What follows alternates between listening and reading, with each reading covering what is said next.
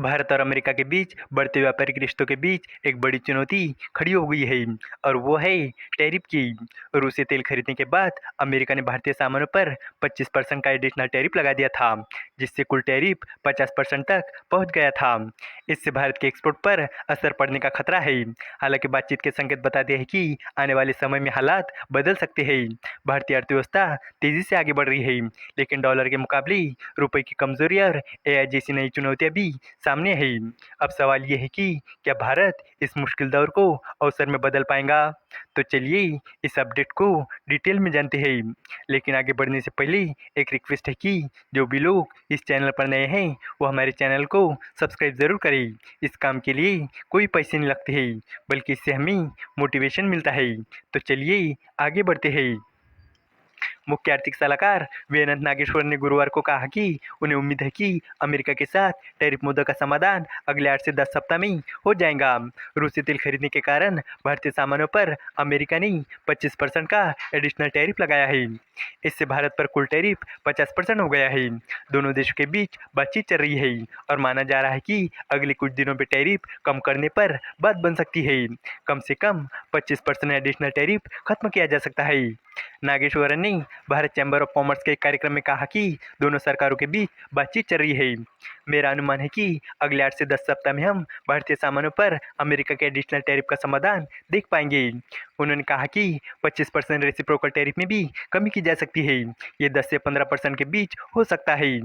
उन्होंने कहा कि इस मामले का समाधान न केवल ट्रेड के पहलू से अहम है, बल्कि सेंटिमेंट और कैपिटल फॉर्मेशन के लिए भी ज़रूरी है। उन्होंने कहा कि पर्दे के पीछे कई स्तरों पर बातचीत चल रही है। फाइनेंशियल ईयर 2024-25 में भारत ने अमेरिका को 86.5 बिलियन डॉलर का सामान एक्सपोर्ट किया था, जबकि अमेरिका से 45.3 बिलियन डॉलर का सामान इंपोर्ट किया था। अमेरिका भारत का सबसे बड़ा ट्रेडिंग पार्टनर भी है। हालांकि उन्होंने इस बात को लेकर आगाह किया कि टैरिफ जारी रहने की स्थिति में अमेरिका को भारतीय सामान के एक्सपोर्ट में गिरावट आ सकती है। अमेरिकी राष्ट्रपति डोनाल्ड ट्रंप के एडिशनल टैरिफ के फैसले के बाद दोनों देशों के संबंध कुछ समय के लिए तनावपूर्ण हो गए थे, लेकिन हाल ही में दोनों देशों के नेताओं से सकारात्मक संकेत मिलने के बाद व्यापार समझौते पर बातचीत फिर से शुरू हो गई है। मुख्य आर्थिक सलाहकार ने कहा कि भारत अभी एक उभरती हुई लोअर मिडिल इनकम वाली अर्थव्यवस्था है। इस साल के पहले क्वार्टर में भारत की जीडीपी 7.8% की रफ्तार से बढ़ी है।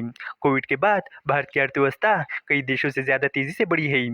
उन्होंने बताया कि मैन्युफैक्चरिंग, सेवा और खेती में सुधार के साथ साथ गांव में मजबूत मांग और शहरों में बढ़ती मांग अगले 2 सालों तक भारत की आर्थिक बढ़ोतरी को सहारा देंगे।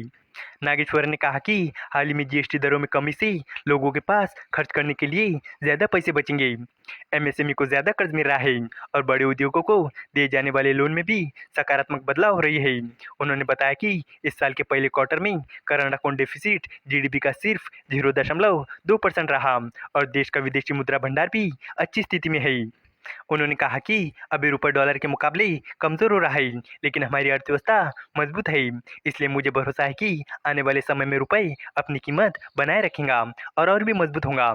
नागेश्वरन ने बताया कि सरकार की अहम प्राथमिकताएं बड़े प्रोजेक्ट पर खर्च बढ़ाना, निजी कंपनियों को निवेश करने के लिए प्रोत्साहित करना और नियमों में सुधार करना है। उन्होंने निजी कंपनियों से कहा कि वो इनोवेशन और रिसर्च पर ज़्यादा पैसा खर्चा करें। एआई के बारे में उन्होंने बताया कि अभी इसका असर अर्थव्यवस्था पर कम है, लेकिन कोडिंग वाली नौकरियों पर दबाव जरूर रहेगा। ऐसी स्थिति में लोगों को अपनी स्किल और टैलेंट को बढ़ाना होगा। इस वीडियो का कंक्लूजन ये है कि भारत और अमेरिका के बीच टैरिफ विवाद फिलहाल एक बड़ी चुनौती है, लेकिन बातचीत के सकारात्मक संकेत आने वाले समय में राहत दिला सकते हैं। अगर एडिशनल टैरिफ कम होता है तो ये न केवल भारत के एक्सपोर्ट को बढ़ावा देगा, बल्कि निवेशकों के भरोसे और आर्थिक माहौल को भी मजबूत करेगा।